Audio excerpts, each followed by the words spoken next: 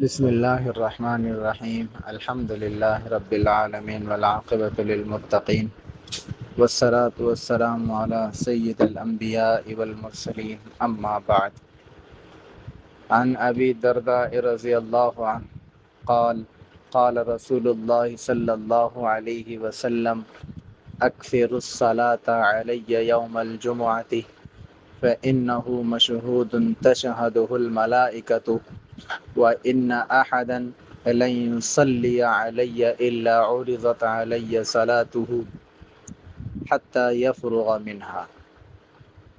نبی کریم صلی اللہ علیہ وسلم کا فرمان ہے، تم لوگ جمعہ کے دن میرے اوپر کثرت سے درود بھیجو، اس لیے کہ جمعہ کے دن فرشتے حاضر ہوتے ہیں، اور جو کوئی مجھ پر درود بھیجے گا اس کا درود مجھ پر اس کے فارغ ہوتے ہی پیش کیا جائے گا۔ تو آج کا ہمارا عنوان ہے کہ شب جمعہ اور جمعہ کے دن کثرت سے درود شریف پڑھنے کے فضائل کو ذکر کریں گے۔ میرے بھائیوں اور دوستوں، بلا شبہ درود شریف ایک فضیلت والا عمل ہے، اور احادیث میں اس کے بہت سے فضائل آئے ہیں۔ اور دوسری بات، حضرت شیخ الحدیث مولانا زکریا رحمہ اللہ نے فضائل درود شریف میں تفصیل سے احادیث ذکر کی ہیں، خاص طور پر جمعہ کے دن درود شریف پڑھنے کے بارے میں بھی مستقل فضائل ہیں۔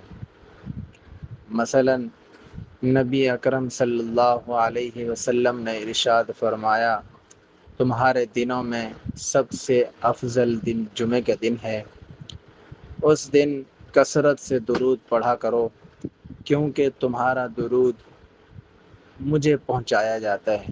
یہ مسند احمد اور ابو داود اور ابن ماجہ اور صحیح ابن حبان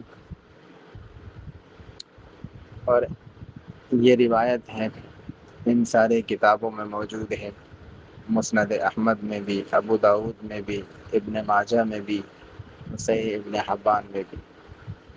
ایک اور حدیث میں ہے کہ نبی کریم صلی اللہ علیہ وسلم نے ارشاد فرمایا کہ جمعہ کے دن اور جمعہ کی رات کثرت سے درود پڑھا کرو، جو ایسا کرے گا تو میں قیامت کے دن اس کی شفاعت کروں گا۔ یہ بہقی کی روایت ہے۔ تو اتنے فضائل آئے ہیں درود شریف پڑھنے کے، تو ہمیں چاہیے کہ ہم جمعے کے دن اور جمعرات کے دن کثرت سے درود پڑھا کریں۔ باقی تمام دنوں میں بھی درود پڑھا کریں، لیکن ان دو دنوں میں کثرت سے درود پڑھا کریں، کوشش کیا کریں خود بھی پڑھیں، دوسروں کو بھی تلقین کریں۔ جزاکم اللہ، السلام علیکم۔